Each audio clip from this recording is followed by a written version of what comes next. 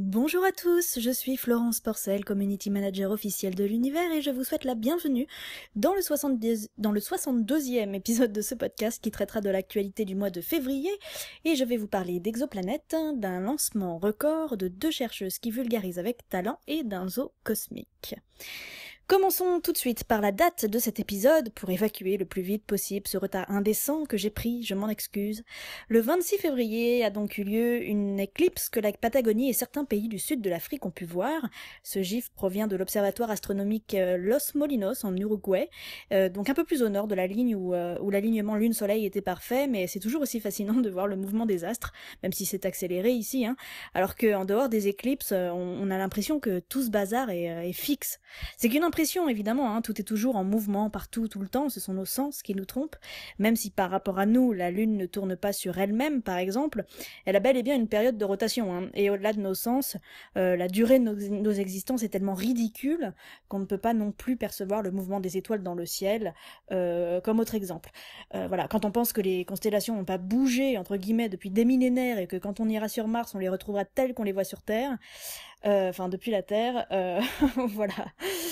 Alors qu'en vrai, on voyage à l'intérieur de la Voie lactée, et les autres étoiles aussi, donc tout bouge, vraiment, tout est en mouvement, toujours. Bref. Tout ça pour dire que y a eu une éclipse dans l'hémisphère sud le 26 février, en attendant celle qui traversera les États-Unis en août prochain. Je n'y serai pas, hélas, mais je ne désespère pas de voir une éclipse au moins une fois dans ma vie. En attendant, je me console en admirant ces tenues magnifiques que Gaël a bien voulu partager sur Twitter. C'est du Valentino, paraît-il. Donc, cher monsieur, si jamais il vous reste quelques invendus dans le coin d'un placard, ce serait dommage que ça prenne la poussière. Donc surtout, n'hésitez pas à vous débarrasser du surplus chez moi. J'en prendrai bien soin.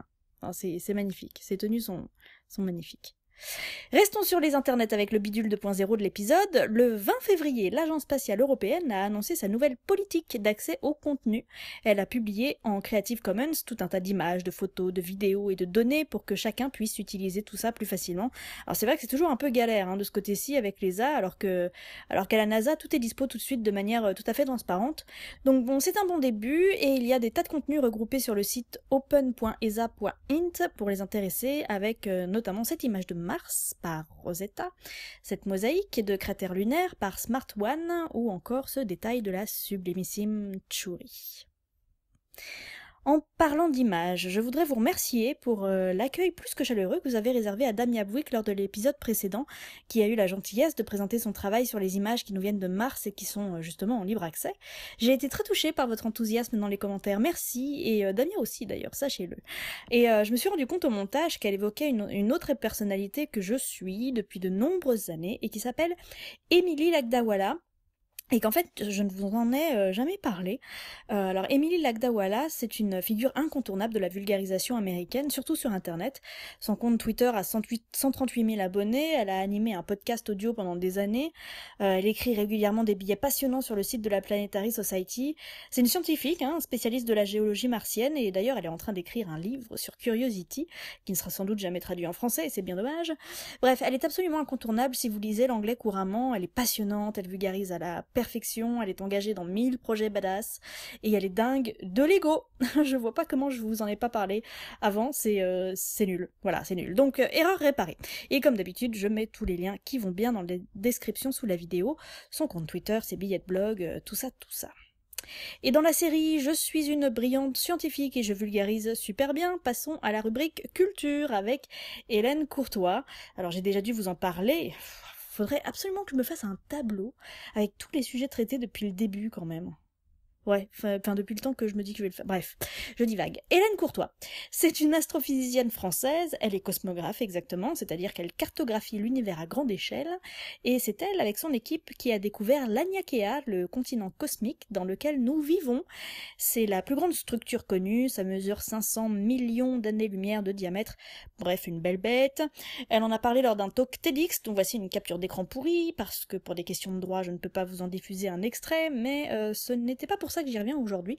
C'est parce qu'elle a écrit un livre paru aux éditions Duno qui s'appelle Voyage dans les flots de galaxies. Et ce livre est génial parce que non seulement il explique de manière parfaitement claire ce qu'est l'Aniakea, mais en plus parce qu'elle raconte comment la découverte a été faite et en quoi consiste son métier. J'ai adoré les passages où elle décrivait ses nuits d'observation, ses problèmes, les manières de les résoudre, les instruments qu'il a fallu développer, etc. En fait, ce livre, c'est aussi un témoignage sur ce que c'est que la recherche, le quotidien d'une chercheuse, ce que ça implique comme soucis et comme désagréments, et ce que ça apporte évidemment en termes de fierté, d'accomplissement de soi et de satisfaction du travail accompli pour faire avancer la connaissance.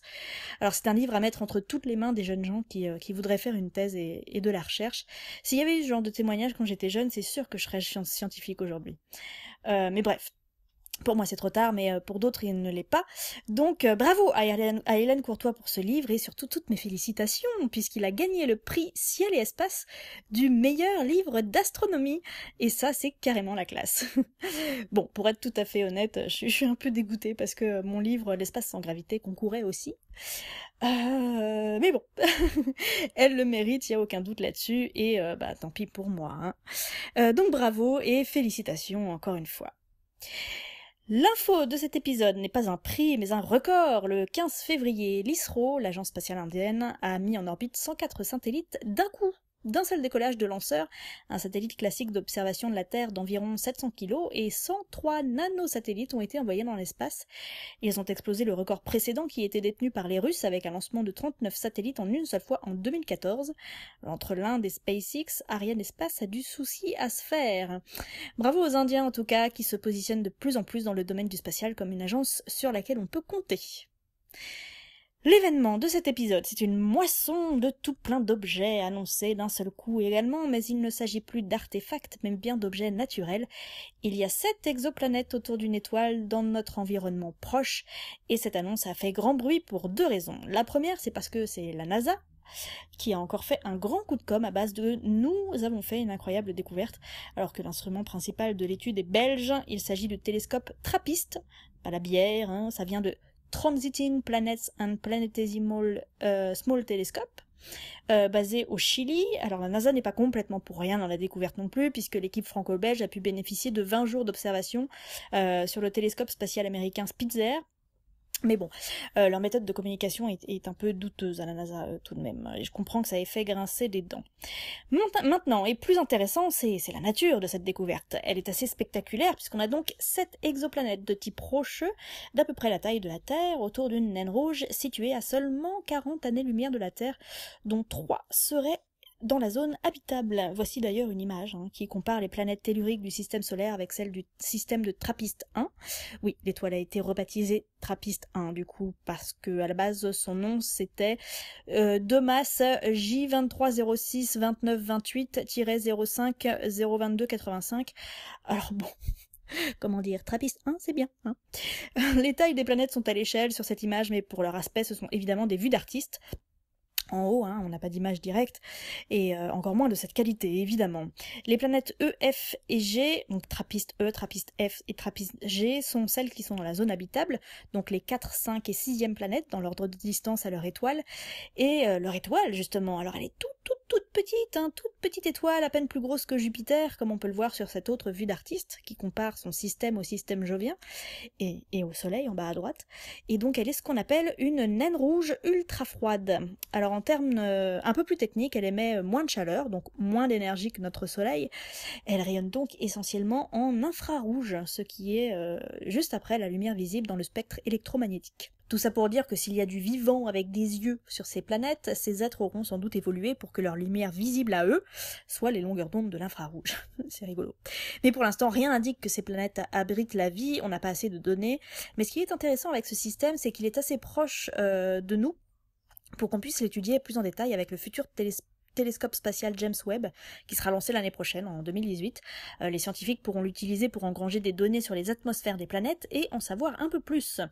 Affaire à suivre donc. Et pour avoir des infos plus précises sur le sujet, je vous conseille d'aller lire l'interview de Frank Franck Salsis, sur Futura Science, qui répond à toutes les questions qu'on peut se poser sur ces planètes, la zone habitable, les contraintes, la possibilité d'y trouver les conditions liées à l'apparition de la vie telle qu'on la connaît, etc., etc. Elle est passionnante, cette interview, vraiment c'est très complet, j'ai eu toutes mes réponses. Et je vous mets bien sûr le lien dans la description sous la vidéo. En attendant de trouver des bestioles extraterrestres sur les planètes de Trappist 1, les astronomes voient des animaux dans le ciel, et c'est l'image de cet épisode. Point de constellation ici, mais des nébuleuses, celle de la patte de chat et celle du homard, très précisément, situées respectivement à 5500 et 8000 années-lumière de nous, et très éloignées l'une de l'autre, donc, même si on ne dirait pas en voyant l'image. Elle a été prise par l'ESO, l'Observatoire européen austral, et si je vous en parle aujourd'hui, c'est parce qu'elle est un peu particulière. C'est le cliché le plus vaste qu'ils aient publié, avec près de 2 milliards de pixels. L'image fait 49 511 pixels par 39 136 pour être précise, et elle pèse 5 gigaoctets, une belle bête, pour 2 animaux cosmiques. Et c'est sur cette belle image que se termine le 62e épisode de ce podcast qui est revenu sur l'actualité du mois de février. Toutes mes excuses pour le retard qui s'accumule, mais j'ai eu une année complètement folle qui ne m'a pas permis de publier régulièrement. Je vais essayer de rattraper mon retard cet été. Cela dit, j'ai publié énormément de vidéos sur ma chaîne en ce début 2017, donc ce n'est pas comme s'il n'y avait plus du tout de contenu, ma chaîne YouTube n'est pas du tout en friche, au contraire, elle a jamais été aussi active, et d'ailleurs je tiens à remercier, parce que c'est grâce à vous, toutes les généreuses personnes qui me filent un coup de pouce sur Tipeee, c'est ça qui me permet de faire des vidéos, et d'ailleurs de la vulgarisation à plein temps, sinon je serais obligée de prendre un job alimentaire, et je serais beaucoup moins dispo, voire carrément plus du tout, pour me déplacer en dédicace, en conférence, ou lors de n'importe quel événement où on peut se rencontrer. Donc merci à vous, merci beaucoup, parce que vous me sauvez la vie, en tout cas vous me permettez de faire mon job à temps plein. Le but du jeu est évidemment de réussir à gagner correctement ma vie pour ne plus avoir besoin de votre générosité, et j'espère que ça arrivera vite. En attendant, vraiment merci. La minute réclame qui va bien pour enchaîner. Je vous rappelle que mon livre L'espace sans gravité et ma BD Mars Horizon sont toujours disponibles dans les librairies, et je remercie tous les lecteurs qui m'ont déjà fait leur retour et qui m'en font encore plusieurs mois après la sortie de chaque ouvrage. À chaque fois, ça me touche beaucoup. C'est super important pour une auteure, on écrit pour être lu, donc du coup quand on sait que vous le faites et que vous prenez le temps de dire ce que vous en avez pensé, c'est hyper précieux. Donc merci, vous êtes vraiment géniaux. J'ai beaucoup de chance d'avoir une communauté comme la vôtre. Donc si ce podcast vous plaît, continuons dans la minute réclame. N'oubliez pas d'en parler autour de vous, de vous abonner à la chaîne, de partager les vidéos sur toutes les plateformes que vous voudrez. Et de mon côté, vous pouvez me retrouver sur Twitter, @FlorencePorcel, et sur Facebook, sur la page La Galaxie de Florence Porcel. Je vous dis à très vite pour l'épisode 63, et en attendant, prenez soin de vous, prenez soin de notre planète, et n'oubliez pas de rester le nez en l'air à ne rien faire.